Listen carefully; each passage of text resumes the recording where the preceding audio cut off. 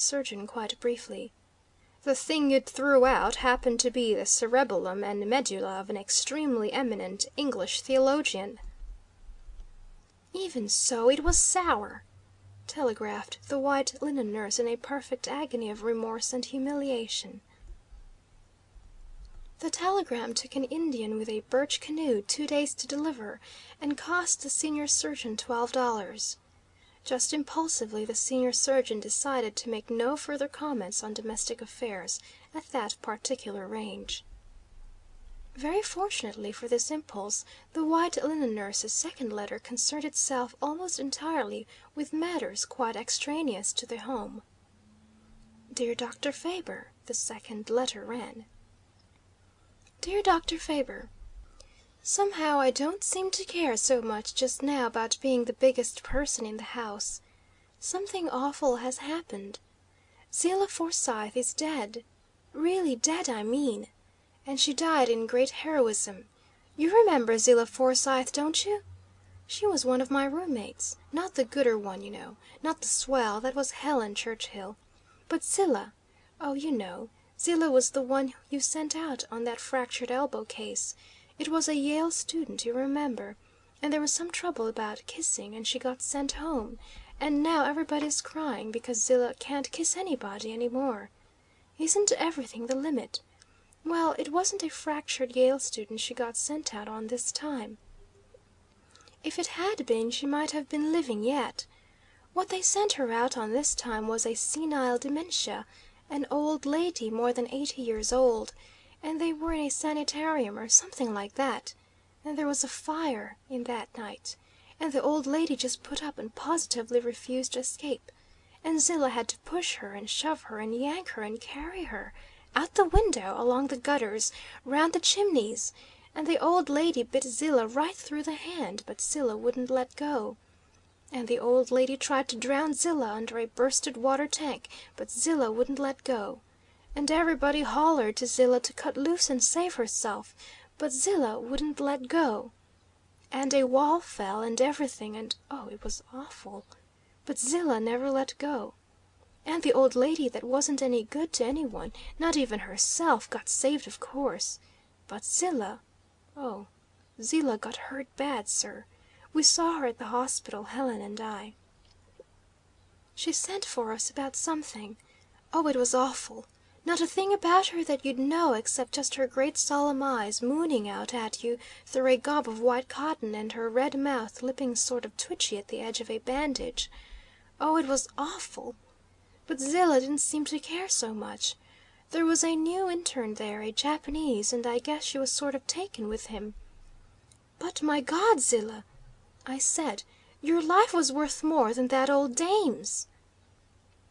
Shut your noise, says Zillah. It was my job, and there's no kick coming. Helen burst right out crying, she did. Shut your noise, too, says Zillah, just as cool as you please. Bah! There's other lives and other chances. Oh, you do believe that now? Cries Helen. Oh, you do believe that now, what the Bible promises you? That was when Zillah shrugged her shoulders so funny, the little way she had. Gee, but her eyes were huge.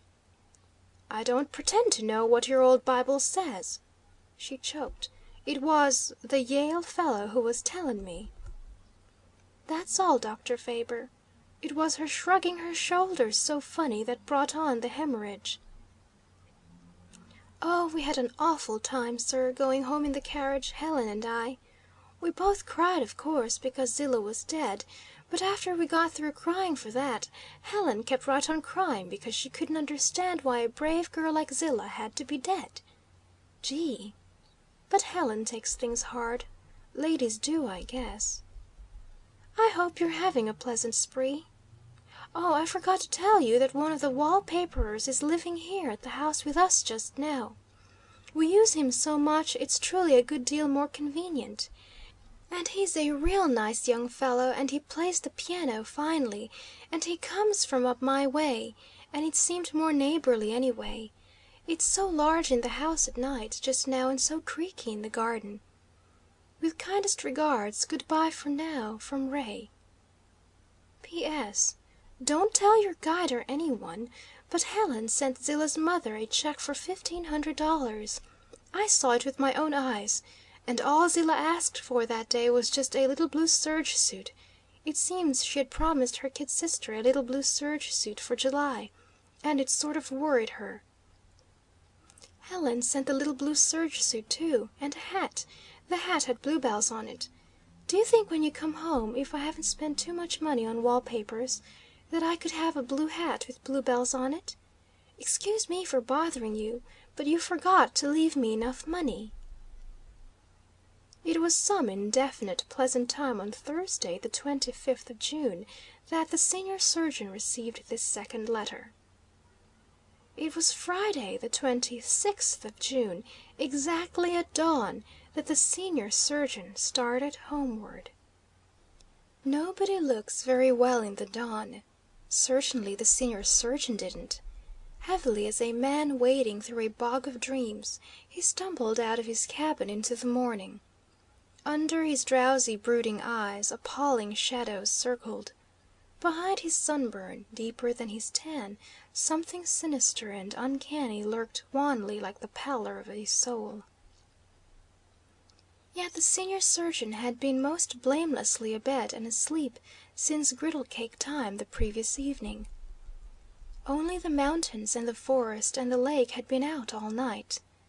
For 70 miles of Canadian wilderness, only the mountains and the forest and the lake stood actually convicted of having been out all night.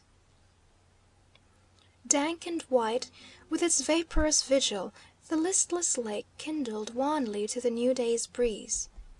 Blue with cold, a precipitous mountain peak lurched craggedly home through a rift in the fog. Drenched with mist, bedraggled with dew, a green-feathered pine tree lay guzzling insatiably at a leaf-brown pool. Monotonous as a sob, the waiting birch canoe sloshed against the beach. There was no romantic smell of red roses in this June landscape, just tobacco smoke and the faint reminiscent fragrance of fried trout, and the mournful, sizzling, pungent consciousness of a camp-fire quenched for a whole year with a tinful of wet coffee grounds. Gliding out cautiously into the lake as though the mere splash of a paddle might shatter the whole glassy surface, the Indian guide propounded the question that was uppermost in his mind. "Cutting your trip a bit short this year, ain't you, boss?" quizzed the Indian guide. Out from his muffling Mackinaw collar, the senior surgeon parried the question with an amazingly novel sense of embarrassment. "Oh, I don't know," he answered with studied lightness. "There are one or two things at home that are bothering me a little." "A woman, eh?" said the Indian guide laconically.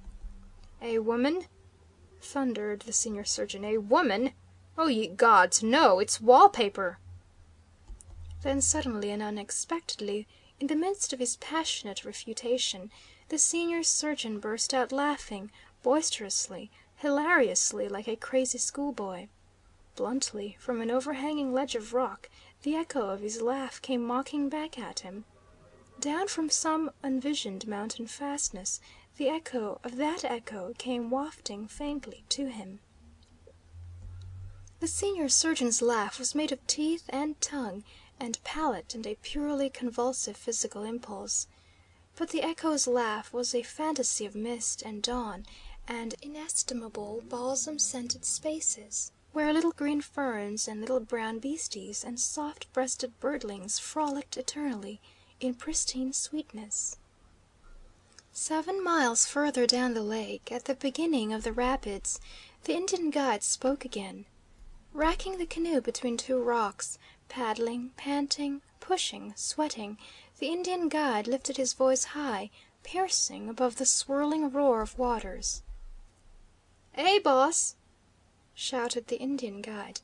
"I ain't never heard you laugh before." Neither man spoke again more than once or twice during that long, strenuous hours that were left to them.